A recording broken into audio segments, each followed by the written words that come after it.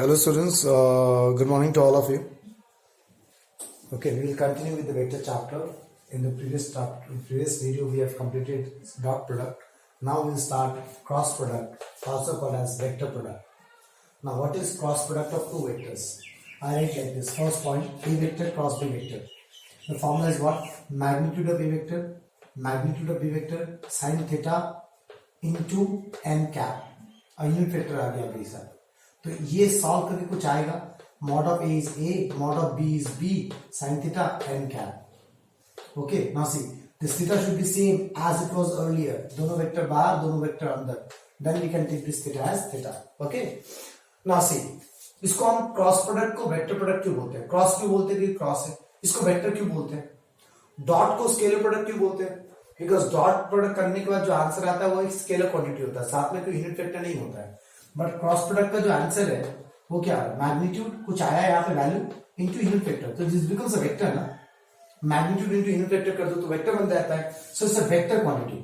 So dot product cross product of two vectors give a vector output. एक vector output ये note बना के लिखोगे साइड में. Okay, so dot cross product of two vectors give a vector quantity.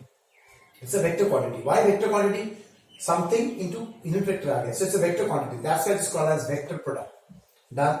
Now see, we understand A cross B एक vector है, तो उसको मैं C वेक्टर नाम दे रहा हूं. Let C vector is A cross B, क्योंकि A वेक्टर एक वेक्टर है, B वेक्टर है, इनको क्रॉस प्रोडक्ट करूंगा दूसरा एक वेक्टर आएगा, उसको मैं C वेक्टर नाम दे रहा हूं.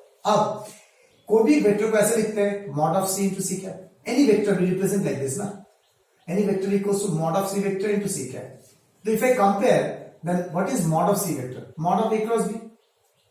Mod of C vector is nothing but mod of A cross B. Right. Now if I compare these two statements, mod of C is this, that means what is mod of A vector? A cross B, AB sin theta into n cap. N cap is C cap, that is C cap is n cap. Understood? So mod of C vector मतलब C vector is nothing but A vector cross B vector. A vector को B vector के साथ cross product करने के बाद एक vector आएगा, उसको हम बोलते हैं C vector. तो उसका मैग्नीट्यूड ये वाला फर्स्ट वाला पार्ट मैग्नीट्यूड हो गया, और जो यूनिट वेक्टर वो C cap है. Now try to understand what is C vector. Okay, A vector cross B vector, इसको C वेक्टर बोलते हैं. It is a vector perpendicular to both A vector cross and B vector. जब मैं दो vector का cross product करता हूं, तो ऐसा एक वेक्टर आता है जो इन दोनों से परपेंडिकुलर होगा. Clear? Similarly what is C cap? Nothing but n cap. तो C वेक्टर तो ऐसा वेक्टर है जो परपेंडिकुलर है A एंड B से. तो व्हाट इज n cap? ये एक यूनिट वेक्टर है जो परपेंडिकुलर है A एंड B से. Okay, try to understand. I forgot this thing, that's why I written in such a small way. Directions पता करना पड़ेगा. मुझे पता चल गया C वेक्टर एक वेक्टर है जो परपेंडिकुलर है ना A और B से, तो इसका डायरेक्शन क्या होगा? डायरेक्शन ऑफ C वेक्टर और A vector cross B vector. इसको स्क्रू रूल यूज करते हैं. स्क्रू रूल हमने पहले भी पढ़ा है. सी अब this is A vector, this is B vector. तो ये रहा A एंड B वेक्टर, ये रहा A vector B vector. Okay, when I do A cross B, now A cross B करूंगा तो एक परपेंडिकुलर आएगा, एक परपेंडिकुलर वेक्टर आएगा जो दोनों से परपेंडिकुलर होगा. दैट मींस ये रहा. Okay, that is this is a vector. This pen is a vector which is perpendicular to both either this और दिस. अब पता चल रहा है कि ये वाला लेना है कि ये वाला लेना है, तो उसके लिए हमें स्क्रू रूल पता चलता है. So from this line we understand C vector is perpendicular to A cross B. So it can be like this also. It can be like this also. तो ये भी perpendicular है इस प्लेन से A और B से, और ये भी perpendicular है. तो ये लेंगे कि ये लेंगे, इसके लिए हम स्क्रू रूल यूज करते हैं. सो A क्रॉस B, अगर मैं A से B की तरफ जा रहा हूं, A क्रॉस B, तो ऐसे घूम रहा हूं, तो स्क्रू बाहर आएगा. That means dot perpendicular coming out of plane, मतलब ये वाला. देखिए अगर मैं B क्रॉस A करूं, ऐसे घूम रहा हूं, दैट मीन्स क्रॉस, स्क्रू अंदर जाएगा. तो perpendicular going inside the plane, मतलब ये वाला वेक्टर अंदर जा रहा है. You understand how to find the direction of C vectors? Clear? Please repeat the video again and again. If you don't understand in one go, try to understand. Okay, now मुझे पता चल गया what is C vector, मुझे पता चल गया what is C cap, and we understand how to find A cross B. But to use this formula we need n cap. तो we hardly use this formula. हम ये formula कभी use नहीं करते हैं क्योंकि मुझे यूनिट वेक्टर नहीं पता होता है. तो we use this one. A vector given in Cartesian form, a1 I cap, a2 j cap, a3 k cap. Okay, excuse me. And B vector is b1 I cap, b2 j cap, b3 k cap. Now how to find A cross B? That's the one. This is a determinant sign. Determinant sign लगाओ, I J K लिखो. ये सब fix है, हर वक्त ऐसे लिखना है. उसके बाद यहाँ क्या लिखोगे और यहाँ क्या लिखोगे. पहला वेक्टर कौन सा है? A. तो A के कोफिशिएंट्स लिखो. I का कोफिशिएंट कितना है? A1. J का कोफिशिएंट A2. K का कोफिशिएंट A3. नेक्स्ट B है थर्ड रो में. This is row. Okay, these are columns. So third row में B वाला लिखो. I का कोफिशिएंट B1, J का कोफिशिएंट B2, K का कोफिशिएंट B3. अगर यहाँ B क्रॉस A होता, so what I will do? First I will write B coefficient, then I will write A coefficient. Clear? Okay, so depends on whether I'm writing A into B or B into A. It's not like scalar product. Okay, दोनों same नहीं होता है. So if I'm writing A into B, first you will write this is fixed. That determinant I J K. This is fixed. अगर A पहले है तो A का coefficient पहले लिखो, फिर B का लिखो. अगर B पहले है तो B का लिखो, फिर A का लिखो. Now how to open this? This will always have plus minus plus. This is always fixed. Plus minus plus I J K. This row belongs to the first vector. This coefficient for the second vector. Now how to open? Plus I cap. Plus I cap. Okay. This I is in this column, this row and this column. First row and first column. इनको hide कर दो. ऐसे करके. First row. What you left है? A2 A3 B2 B3. ये देखो. Determinant A2 A3 B2 B3. समझ में आया? Next, minus I cap, minus J cap. Now this J is in the first row and second column. So first row and second column को hide कर दो. क्या बचा है? क्या बचा है? A1 A3 B1 B3. Okay. अब plus K cap. Again hide कर दो. First row and third column hide कर दो. What is left with? A1 A2 B1 B2. Okay, you understand how to write this line? Now, after that, how to open? Plus I cap, and left hand side start करना. This into this, minus this into this. A2 into A3, minus B2 into A3. Minus J, again, left. Start with left part. A1 B3, minus B1 A3. Plus K cap. Again, A1 B2, minus B1 A2. Now, after solving everything, we'll get like this. Plus I something, plus J. यहाँ पे solve भी करके आएगा something plus something into के. ये minus कहाँ गया? मान लो अंदर माइनस आ गया, कोई गारंटी नहीं है ना. सो माइनस माइनस प्लस हो जाएगा. So you will get like this something into i cap, something into j cap, something into k cap. Finally that you got A cross B. उसी को मैं सी लिख सकता हूँ because A cross B is nothing but C only. तो C vector you got something into i cap, something into j cap, something into k cap. You got C vector. You can find the magnitude of C vector. Under root something square plus something square plus something square. And from there you can get C cap. N cap निकल जाएगा वहां से. So this is the other way to find N cap. तो अगर N cap निकालना है तो पहले तुम्हें A cross B निकालना पड़ेगा. मतलब C vector निकालना पड़ेगा पहले. After getting the C vector, you got something I, something J, something K. From there you get calculate the magnitude of C vector. वो कैसे निकलेगा? Any vector written in Cartesian form. How to find the magnitude? Under root I का coefficient square plus जे का coefficient square plus के का coefficient square. वहां से C vector ये नहीं आ जाएगा. और ये तुम्हें पता चल गया, ये तुम्हें कैलकुलेट करना आता है तो वहां से सी कैप निकाल लोगे. सी कैप मतलब क्या? एन कैप निकाल लो. Understood? Repeat the video again if you don't understand. Next, how to go unit vector cross product. दो यूनिट वेक्टर का क्रॉस प्रोडक्ट कैसे करते हैं? आई क्रॉस आई फॉर्मूला लगाते हैं. चलो, magnitude of first vector, magnitude of second vector. Second vector is I cap into sine angle between these two. I cap which is angle x axis angle 0 into n cap. Okay, n cap ले रहा हूं मैं. So n cap मुझे पता नहीं, इनसे perpendicular होना चाहिए ना, इन दोनों से परपेंडिकुलर होना चाहिए. It can be anything, I don't know. So magnitude of I cap is 1, magnitude of I cap is 1, sine 0 is 0. So 1 into 1 into 0 0. तो ये आंसर ऐसा आएगा 0 into unit vector, that means 0 vector. Book में यहाँ पे 0 लिखा है तो माइंड इट, ये 0 वेक्टर है. Cross product of two vectors is a vector, so 0 vector. So I understood when I do cross product of similar unit vectors, i cross i, j cross j, k cross k, it is always a 0 vector, mind it, vector. Now if I do cross product of two different unit vectors, तो अब तुम्हें एक concept use करना पड़ता है. i j k लिख दो. अब इसमें अल्फाबेटिकल ऑर्डर में घूमो. अल्फाबेटिकल ऑर्डर क्या होता है, आई जे के। अब देखो आई क्रॉस जे, ओके कहीं पे है आई क्रॉस जे, नहीं है। तो अगर मैं आई क्रॉस ए जे लिखूं, आई क्रॉस जे लिखूं, ये अल्फाबेटिकल ऑर्डर है, तो आंसर क्या आएगा?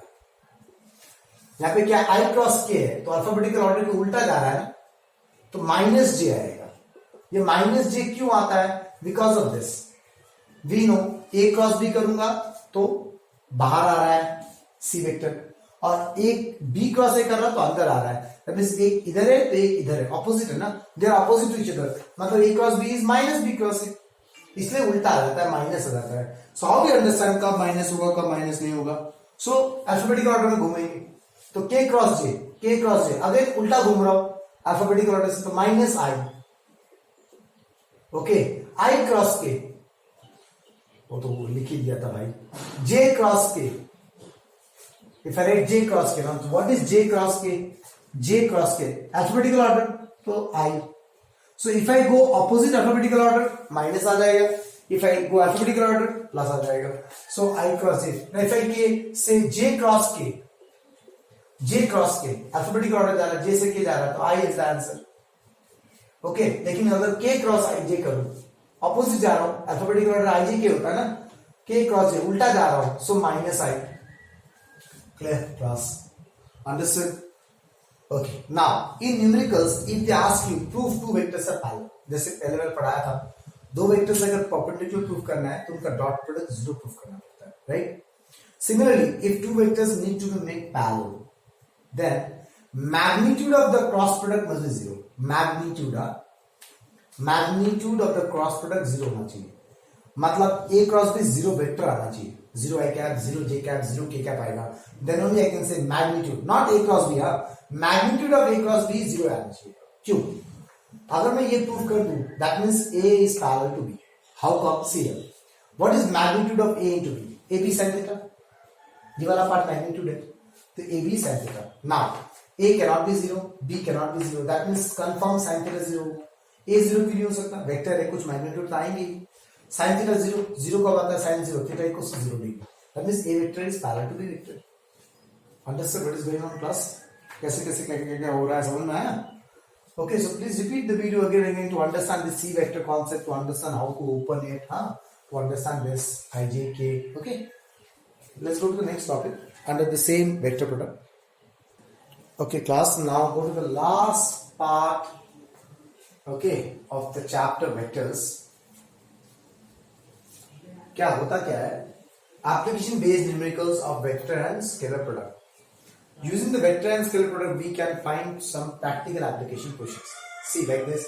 For example, triangle given है ABC. तो मैंने इन पॉइंट्स का वैल्यू दिया हुआ है ABC. बॉक्स में मैं बोलूंगा जो कि यहाँ नहीं लिखा हुआ है. If you want to write, pause the video, write it down in known language. हाँ. ABC तीन वेक्टर्स है, तीन पॉइंट्स है, ठीक है ना? पॉइंट्स दिया हुआ है 1 2 3 4 5 6 7 8 9. इसका x1, 2, 3, 4, 5, 6, 7, 8, 9 ऐसे करके पॉइंट्स दिए हुए हैं. तुम्हें बोला है find the area of the triangle using vector concept, ठीक है ना? सो वेक्टर ऑफ क्या बोलता है? Area of triangle equals to half, okay, half cross product of two sides, cross product of two sides. Now that two sides how you will take? You can take a to b, a to c. That means AB vector cross AC vector. Now it's not necessary that you have to take AC and AB only. Now how to find AB vector? तो मुझे पता है AB vector निकालते कैसे? Position vector of B minus position vector of A. तो किसी किसी numericals में डायरेक्टली ये साइड वेक्टर के फॉर्म में दिया रहता है, किसी किसी में पॉइंट्स दिए रहते हैं. तो ये चीज नोट कर लो. अगर मान लो ये पॉइंट है x1 y1 z1, ये पॉइंट है x2 y2 z2. How to find AB vector? इससे पहले पढ़ाया है displacement vector. x2 minus x1 i cap, y2 minus y1 j cap, z2 minus z1 k cap. Again AB vector. Similar, how to find AC vector? Position vector of C minus position vector of A. C के coordinates को A के coordinate से minus कर लो. Minus C के coordinate से x3 y3 z3. तो x3 minus x1 i cap, y3 minus y1 j cap, z3 minus z1 k cap. ऐसे AC vector आ जाएगा. Then substitute it with the cross product. Okay. Or what I'm saying, it is not necessary कि AB cross AC होगा. To start from B, BA vector cross BC vector. That means you have to start from one of the vertex and then go to other two vertex. BA, BC, AB, AC, then CA, CB. हो गया. From there you can get the value of area. Now how to calculate AB? वो कभी कभी question में directly दिया रहता है, कभी कभी पॉइंट्स दिया रहता है. From there you will get the value of AB. Okay? इनका पॉइंट्स पे इसके पॉइंट्स से माइनस करो और if you don't understand what I'm saying, go to the back videos, see the position and displacement vector concept. Displacement vector कैसे निकालते हो वो समझ लो. हाँ, AB vector is position vector of B minus position vector of A. How to find position vector of B? B का point से x2, y2, z2, x2 i cap, y2 j cap, z2 k cap. From there you will get the same condition we can use here also. Okay, now see how to find area of a parallelogram. For example, this is a parallelogram. Okay, area of a parallelogram is equals to take two adjacent side going outward. मतलब mod of BA vector cross BC vector. BA BC लेना जरूरी नहीं है. You can take DA and DC also. You can take CD and CB also. You can take AD and AB also. Anything you can take. Okay, but ध्यान के रखना है एक vertex से दोनों बाहर जाना चाहिए. Adjacent side. From one vertex outside. From one vertex outside. Like this. So in this way we can find the area of parallelogram. Now we know how to find BA vector. Position vector of A minus position vector of B. Now how to find the area of a quadrilateral? Half cross product of its diagonals. Diagonals का cross product कर लो. It's not a triangle, it's not a parallelogram, it's a quadrilateral. Okay, जिसे मुझे कुछ नहीं पता तो कैसे निकलेगा area of a quadrilateral using cross product. Diagonals लो, ऐसे लोगे कि दोनों बाहर निकल रहा होगा, ऐसे करके बाहर निकल रहा है ना, या तो दोनों अंदर निकल रहा है.